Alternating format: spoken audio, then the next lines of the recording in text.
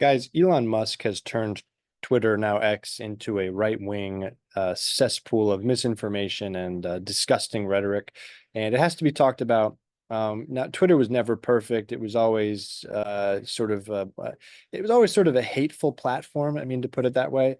I mean, it was a good place to doom scroll. You could, just pretty, even when it was under Jack Dorsey, you scroll, you doom scroll, you get all kinds of, crazy news and videos and false information and bots. It just absolute, sort of a mess of a platform as it's always been. Where at the same time you do get, some interesting news. You can get up to date updates on news and things like that. It's good for that.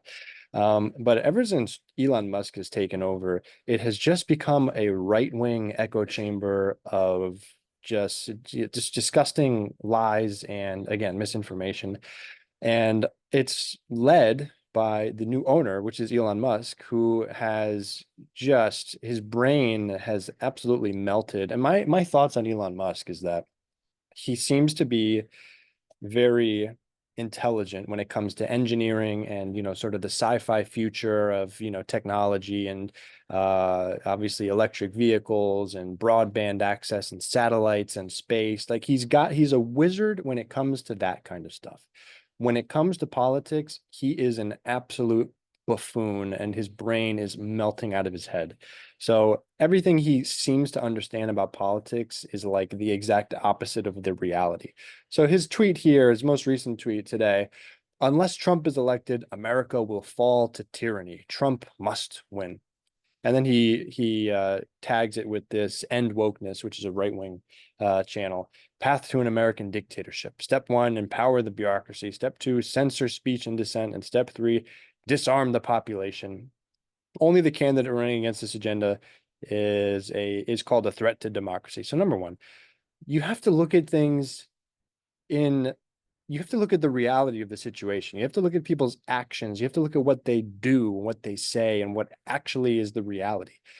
The candidate that tried to send the electors back to the states, something that you just can't do, that made up lies about an election being stolen in order to steal the election, right? The true Orwellian candidate is Donald Trump. The one who tried to steal the election is Donald Trump. The one who cozies up to dictators is Donald Trump.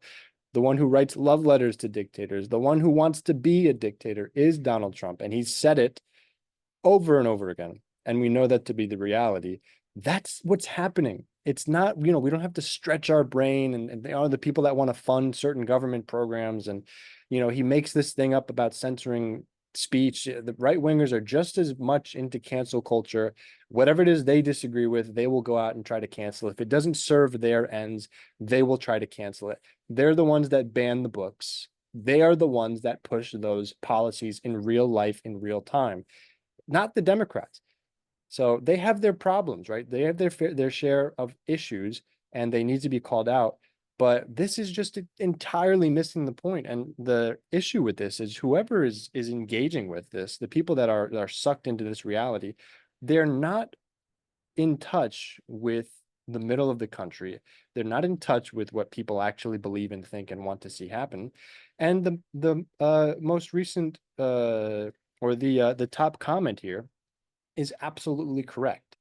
X has just become right-wing propaganda. I miss the old Twitter. And I can't believe I would say that, but I miss the old Twitter too. I've been thinking it more and more because every time I tune into Twitter nowadays, it's just, the first thing I'm hit with is just some bullshit lie, some misleading tweet, and some absolutely silly thought from Elon Musk, or some incendiary, inflammatory tweet from Elon Musk saying that why aren't there more assassination attempts on the Democrats and things like that? Just absolute madness, freakish stuff from Elon Musk. And it's a shame that he was allowed to purchase this platform. Obviously he was able to get the funding and he did it.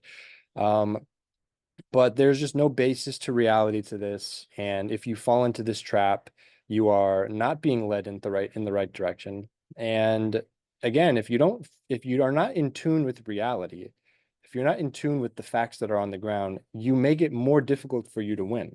You make your side weaker because you're not in tune with the reality. So you can't actually marshal the right resources to address the problem, right?